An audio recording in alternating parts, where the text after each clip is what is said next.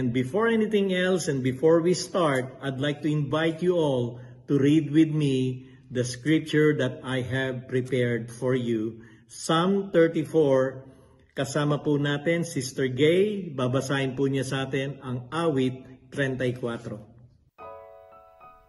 I will always say good things about the Lord. Every day my lips will sing psalms to Him.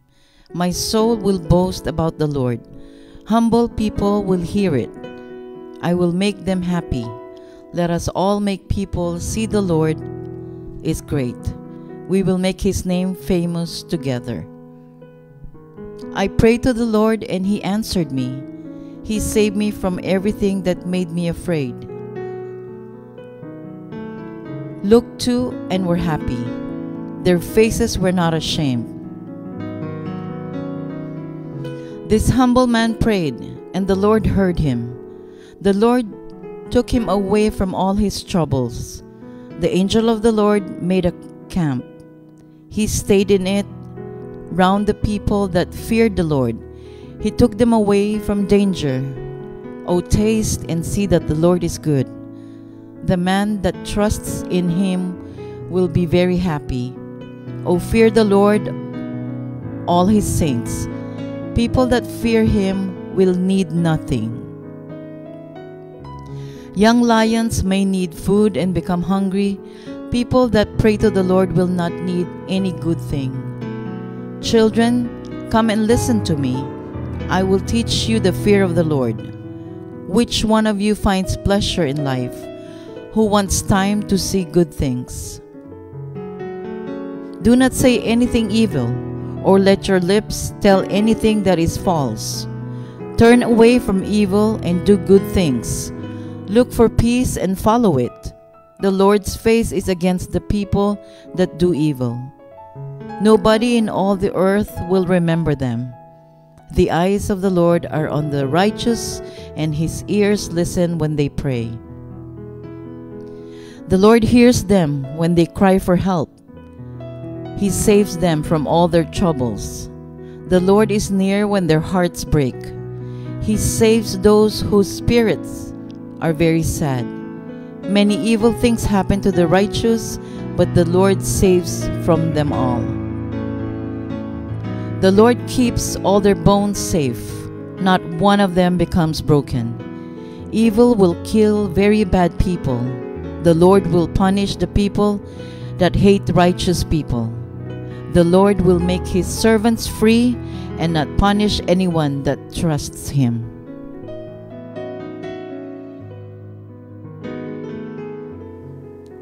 May the Lord bless your heart as we all read His Word today. Muli pong ako'y bumabati sa inyo ng magandang hapon. Maraming salamat. Nawa ang matututunan natin sa araw na ito ay maging isang bahagi po o kabuuan po ng ating buhay. Ang title ng mensahe ko based sa scripture na to, How to Live Positive in a Negative World. Paano mamuhay ng positibo sa isang negatibong mundo? Talagang ang mundo natin na ginagalawan ngayon, punong-puno ng negativity. Ang life natin sa araw na ito, pwede po tayong mabuhay in a positive way. A positive in a very negative world. Ang una dapat nating gagawin, I will honor God daily, every day in my life because this is what the scripture is saying. Sabi ng scripture, I will always say good things about the Lord. Every day, my lips will sing psalms to Him.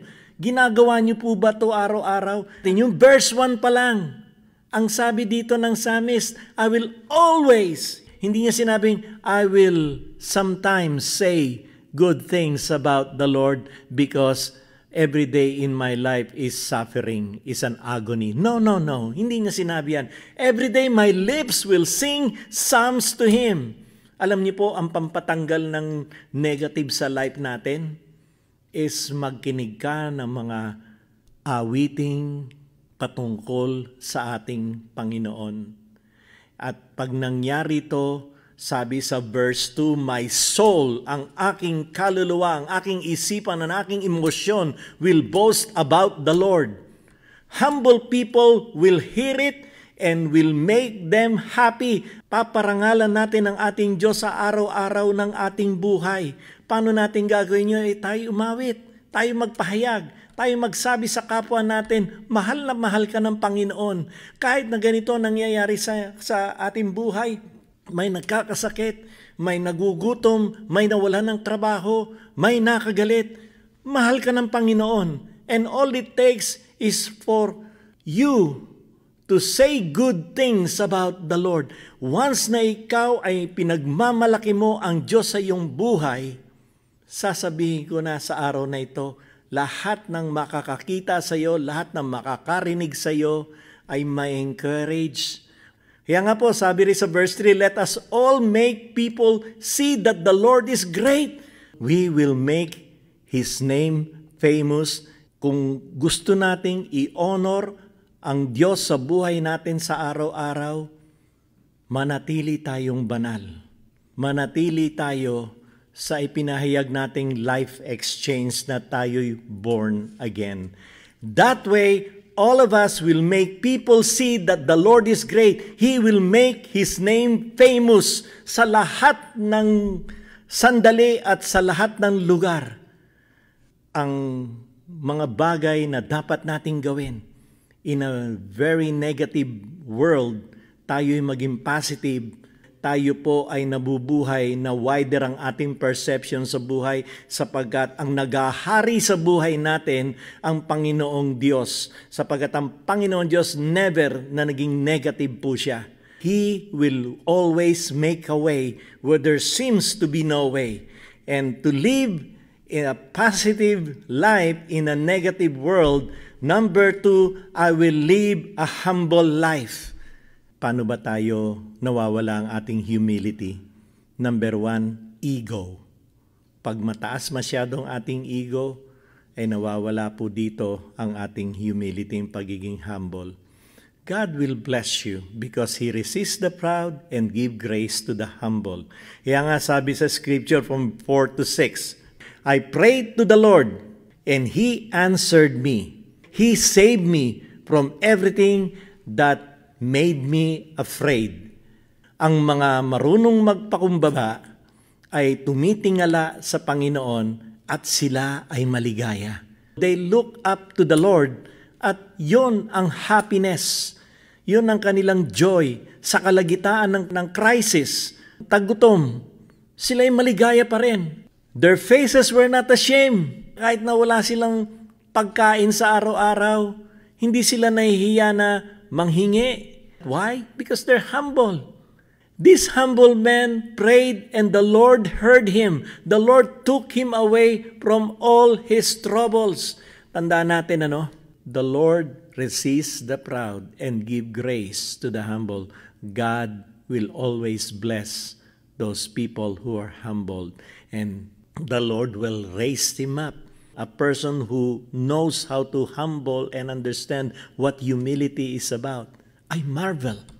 I salute them because they know it is the Lord's will for you and for me to humble ourselves. So, tingnan nyo, how to live positive in a negative world.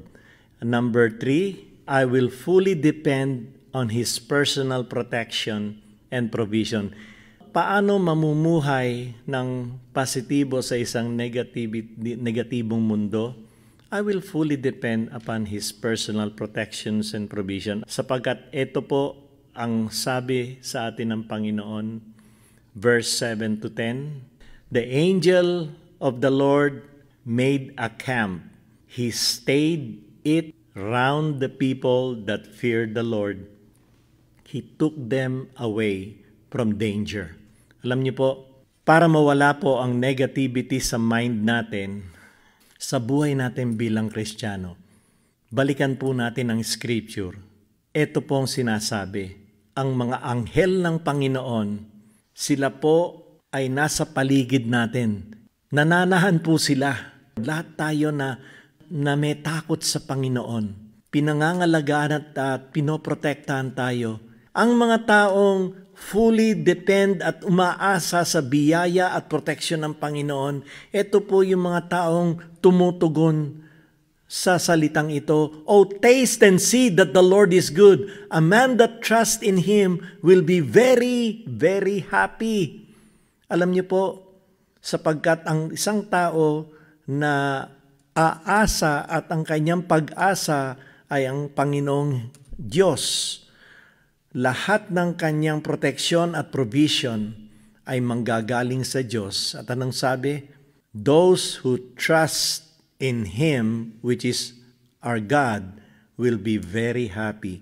O fear the Lord, O His saints. People that fear the Lord will need nothing. Hindi na tayo mangangailangan pa. Bakit? Kasi may talaga tayong tunay na pastol sa buhay natin. We have a great shepherd. Sabi nga sa verse 10, young lion may need food and become hungry. People that pray to the Lord will not need any good things. Alam niyo po, kung tayong lahat ay mananalangin at ang ating pag-asa, sasabihin natin sa sarili natin, Lord, wala kaming ibang aasahan kung hindi kayo. Ang asawa ko at ang pamilya ko, umaasa kami sa lahat ng aming personal protections and provisions sa Panginoon din. Kung yan ay ginagawa sa akin ng Panginoon, kasi kanino ako nangihingi, sa Kanya muna. Huwag kayo lumapit. At ang Panginoon ay mangungusap na lang yan sa puso ng ibang tao. At magugulat na lang, nangyari na ba po sa iyo, nananalangin kayo na hindi nyo humihingi o hindi kayo nagsasabi sa ibang tao, na bigla na lang may kakatok sa inyo isang araw o meron na kayo matatanggap sa mail ng cheque na hindi nyo alam kung paano nangyari yon. Sapagkat ang tao ito'y na-bless sa inyo at pinadalang kayo ng blessing. Kasi unang-unang pagkakamali ko nung araw, lumalapit muna po ako sa tao. Wala pong masama. Okay, don't get me wrong. Walang masama na humingi ng tulong sa kapwa natin. Pero unang-unang nyo pong lalapitan at aasahan ang ating Panginoon. Kaya nga, I will fully depend upon His personal protections and provisions. People that fear Him need nothing. Young lion, na figure of speech ng mga leon ay nagugutom. Totoo po yan. Kaya sa wildlife, nakikita nyo kung paano sila magutom din pag wala talagang prey and become hungry. Tayong lahat na marunong manalangin will not need any good things. Bakit nagugutom ang tao? Sapagkat wala po silang pagtitiwala sa Diyos. When you know how to pray and you know who to pray, maniwala po kayo sa akin. The gates of heaven will open and He will provide for you. Do not expect something in return once you share a blessings to someone. And don't expect people to honor you and your name. Don't even place your name in their mind. Not only this, that leads us to number 4 reason. I will be attentive and obey His command. Madalas po itong naririnig sa atin at sa ibang mga pastor, ang word na obey His command. At hindi po kami mananawang mga pastor na magpaalaala po sa inyo. Magkinig kayo kung ano yung kamalian, huwag niyo pong gagawin. Kung alam niyo po na hindi tama ang ginagawa niyo at gabi-gabi na lang kinukonsensya po kayo, we have to be truthful according to the Word of God. Kaya nga, sabi sa Scripture, verse 11, okay to 14, children, come and listen to me. This is the Lord's word. And I will teach you the fear of the Lord. Which one of you find pleasure in life? Who wants time to see good things? Do not say anything evil or let your lips tell anything that is false. Turn away from evil and do good. Look for peace and follow it. Kung mali ang ginagawa mo ngayon sa araw na ito, ay dapat talikuran po natin yan. I have mentioned Miss Connie Reyes, Mumar. Okay? Napariwara po yung kanyang buhay. Hindi pa niya kilala si Jesus noon. Pero nung nakilala niya ang Panginoong Jesus, nagkaroon siya ng life exchange. Tinalikuran niya yung kanyang kinakasama sapagkat alam niyang mali. at hindi siya mapakali sa sarili siya, wala po siyang peace. Ang isang masasabi ko ay kung alam nyo na mali ang inyong pamumuhay sa araw na ito at sa mga nagdaang panahon, pwede naman po mabago yan. Kaya nga, sabi sa verse 11, listen to me. I will teach you the fear of the Lord. Paano tayo magkakaroon ng takot sa Diyos kung patuloy tayo gumagawa ng kasalanan? Which one of you find pleasure in life who wants to see good things? Do not say anything evil or let your lips tell anything that is false. Kung may mali at hindi katotohanan, huwag nyo nang sabihin. Huwag nyo nang ikatwiran kung mali. Yun pong sinasabi sa atin ng banal na aklat. Sabi ng Panginoon, let's be attentive and obey His command. Ang command ng Panginoon, tayong lahat ay dapat matuto na malaman natin ang mali at ang tama. Hindi po pwede yung mali na magiging tama. Kasi dapat may tinatawag na tayong patience and waiting upon the Lord. You wait to the right time. Kaya kayong mga single, mga kabataan, magkinig po kayo sa akin. Huwag po kayo magmadali. Sapagkat sa nangyayari sa panahong ngayon, kaya nagagalit ang Diyos, nauuna po ang magtabi kaysa magkasal muna. Mali po yun. Dapat tignan natin kung anong kalooban ng Panginoon. In Hebrews chapter 13, keep the marriage bed pure. Marami pong gumawa ng kamalian na yan. Nauuna po yung pakikisama kaysa sa kasal. Marami po kasi silang dahilan. Pero mga dahilan, karamihan ay mali po. Kaya gusto ko kayo ma-encourage. Just be attentive and follow His command, because we live in a negative world. It can be positive. Why? Because we have Jesus in our heart. And lastly, I will diligently connect with Him. Are you connected with God? Sabi sa scripture from verse 15 to 18, here's what it says. The Lord's face is against the people who do evil. Anybody in all earth will remember them. Biruhin nyo, pagka mali-mali ang ginagawa nyo, puro kapalpakan at puro tayo pasaway. Tayo'y darating ang panahon, walang makakaalala sa atin kasi puro kasamaan ang ginagawa natin. And the eyes of the Lord are on the righteous, and His ears listen when they pray. Or God's ear is attentive when we pray. Verse 17, the Lord hear them when they cry for help.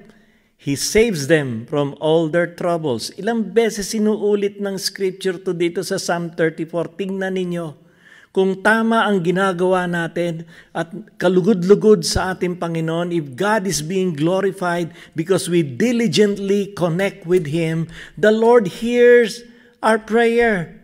And when we cry for help, He's there to save us from all our troubles. The Lord is near when their hearts break. He saves those whose spirit are very sad. Its spirit is very, very sad. Why?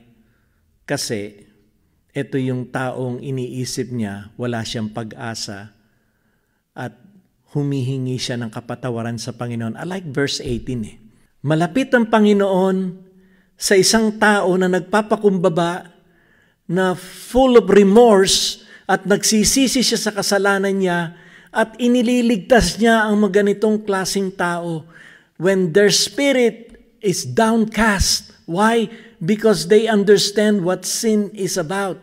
What would happen to them if they lose their presence of God. Kaya nga sabi ni King David, diba, in Psalm 51, don't take away your Holy Spirit from me. Restore to me, Lord, the joy of my salvation. Kaya sa oras na ito, I challenge you. And I know and I believe that you can do it.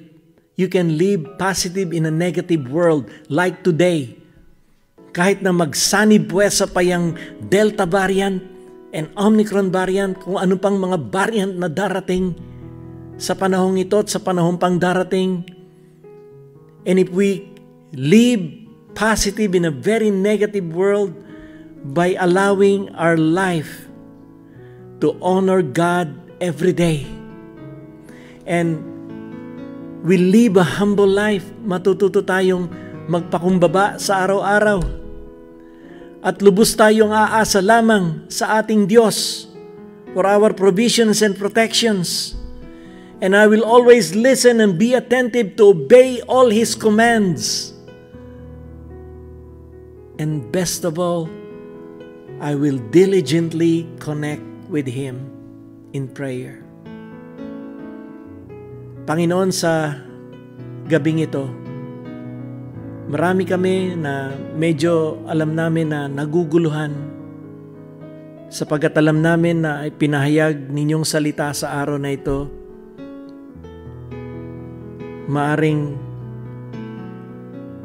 masyadong mabigat para sa amin sundin. Wala pong imposible masunod to, Panginoon.